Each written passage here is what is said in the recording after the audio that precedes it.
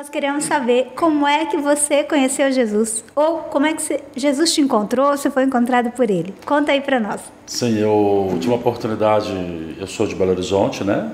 Na rua que eu morava. Nem dá para saber que ele é mineiro, né, gente? e me entregaram um folhetinho na rua, estava tendo um culto na rua. Eu lembro que 4 pessoas, 4 irmãs e um irmão, e eu passando, eles me entregaram um folhetinho. E o folhetinho, a mensagem, eu até lembro hoje, Jesus te ama. Não tinha mais nada na frente, e atrás tinha uns versículos que eu não me interessei muito em ler. E através desse folhetinho eu fui entender um pouquinho mais, né, de quem era Jesus. E, na verdade, depois eu até joguei o folhetinho fora, né, mas eu vim de uma tradição, né, católica, né, meus pais, a minha avó, a família, né. E como todos um dia praticam, né? A minha avó, ela se interessou pelo ocultismo, espiritismo, né, na verdade. Então a família toda foi atraída por esse lado. Além da gente ter uma prática de igrejas, né, aos domingos, aos sábados, né? E a gente começou a enraizar um pouco nisso. Então eu me lembro que me contaram, eu ainda era pequeno, sobre uma queimadura que a minha avó teve, né? Ela foi esquentar uma água e do nada a água transbordou lá e queimou a minha avó toda. Já tinha essas marcas, essa sequela, né? E depois, com o passar do tempo, eu já fui entendendo o que era isso, ocorreu isso. E através da minha avó, o meu pai, meu tio, a minha tia, foi se interessando por esse lado a ponto de me levarem para esse lado, né, de ocultismo. E eu não fui me interessando, eu fui obrigado a ir porque eu tinha que acompanhar o pai, né, e era pertinho da minha casa, e as pessoas começaram a gostar de mim, que era o filho do fulano. Então as pessoas queriam saber quem que era o filho do fulano, e esse fulano era eu. Então isso foi me aprofundando um pouco mais, né, e a ponto de eu participar desse lado, né, o ocultismo, não de participar no sentido de fazer o ato, mas de ver a ponto de eu querer me interessar mais por isso. Então a minha família vem dessa linhagem, né? Bem voltada para o espiritismo. Bem voltada para o espiritismo. Na verdade, é muito interessante isso, que o brasileiro, né, não só o brasileiro, mas eu vou falar do Brasil, que é onde a gente está inserido, a gente percebe que existe muito essa coisa da religiosidade nesse sentido. Então, assim, se é do bem, isso aí faz bem, né, só faz o bem para as pessoas elas entram, né, em algumas coisas, em alguns relacionamentos religiosos, sem entender a verdade daquilo que está por trás, achando que, se fala o nome de Jesus, se fala o nome de Deus, está tudo certo. E quando, na verdade, existem muitos lugares, hoje, infelizmente, existem algumas religiões que têm crescido até a busca por elas e que as pessoas não entendem o mal que está por trás dela, né? Sim, engraçado que tudo é feito através de um convite. Você é sempre convidado para ir no casamento, para ir numa formatura, alguém te faz o convite. E esse convite, muitas vezes você se estende a outras pessoas também. Como você se sente bem, você quer levar outras pessoas. E muitas vezes nesse sentido, hoje eu tenho esse entendimento, né, que as pessoas elas estavam cegas a respeito daquilo. Como você disse, que era tentando fazer o bem, em ajudar, né, sem intenção nenhuma. E acaba que no final eu entendi que não tinha nada de muito bom nisso, né? Que sempre teria uma troca, sempre existia uma troca. É isso que eu queria te perguntar, em que momento que você entendeu que isso não era para você, que havia algo ali que não era exatamente o que você pensava e que Jesus realmente entra para fazer esse divisor de águas aí? Sim, como eu disse, eu tinha recebido esse folheto, né? Que Jesus me amava, e na mesma rua que eu morava tinham as pessoas que eram crentes, né? Então eles sabiam quem eu era, de quem eu era filho, e começaram a fazer alguns convites para mim. Vamos na igreja, eu quero te convidar para ir na igreja, vamos no culto comigo, tal. E eu não ia.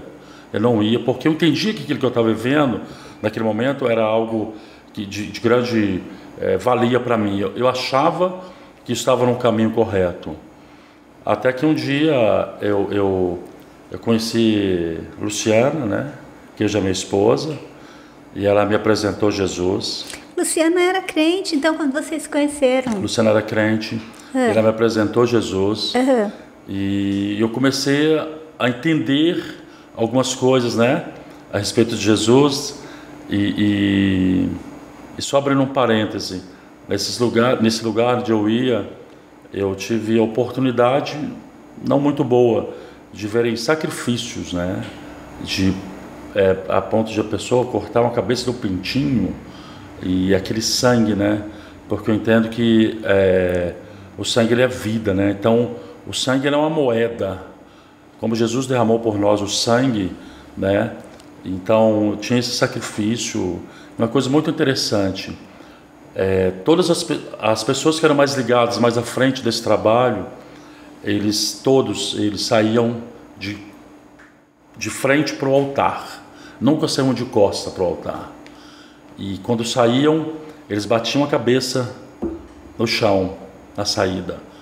E engraçado, uma coisa que me chamou muita atenção na minha família, né? Hoje eu tenho entendimento a respeito disso. A minha avó, ela, como se diz, puxou todo mundo nesse negócio aí. Ela morreu com problema de Alzheimer, mas teve a oportunidade de aceitar Jesus antes de morrer. Amém. Ela não falava na cama, ela não falava nada. E como eu te disse, na minha caminhada eu comecei a conhecer o Senhor.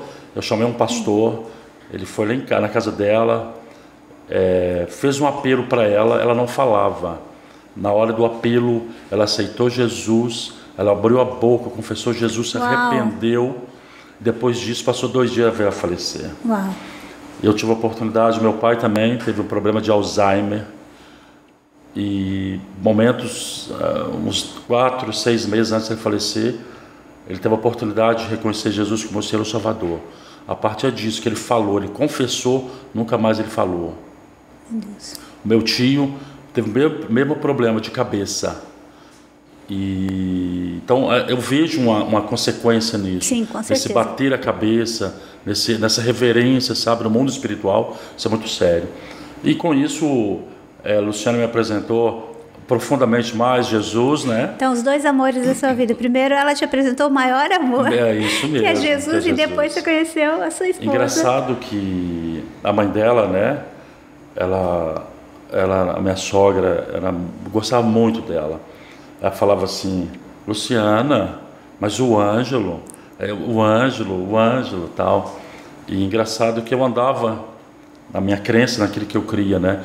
Eu andava com um galinho de arruda atrás da orelha. Nossa vida. Entendeu? Então isso tinha um peso, né, para a pessoa que conhece Jesus, né? Falou, o cara anda com uma galinha de arruda atrás da orelha. E ela foi entendendo isso. Eles foi me apresentando Jesus, o amor de Jesus para a minha vida. A ponto a irmã falou, Ana, que era minha sogra, falou, o negócio é o seguinte, a gente vai orar para o Ângelo ser salvo. Nós não vamos orar para Deus afastar o Ângelo. Nós vamos ganhar o Ângelo, né? Então as irmãs se empenhavam em oração, oravam por mim. Até que um dia a Luciana me convidou para ir num culto lá em Belo Horizonte, na Igreja Batista Lagoinha. E foi num sábado, eu também recordo. O pastor fez o apelo e eu aceitei Jesus como Senhor e Salvador da minha vida. Glória a Deus. E engraçado que foi algo que tomou meu coração, né? Que abraçou meu coração. E a partir dali, a minha sogra, né? Começou a entender mais, me ganhar mais, a ponto das pessoas confundirem, acharem que eu era filho dela. E não a Luciana. E não a Luciana. Olha só. E através disso, esse amor do Senhor na minha vida, e foi se transbordando, a ponto de eu não meço esforço para que as pessoas possam conhecer esse amor de Jesus, Amém. sabe? Porque foi algo que me tirou de onde eu estava. Sim. Eu sei literalmente onde eu estava hoje, sabe? Eu estava cego, eu não conseguia ouvir, eu não conseguia falar algumas coisas, mas através desse entendimento da revelação do Evangelho na minha vida.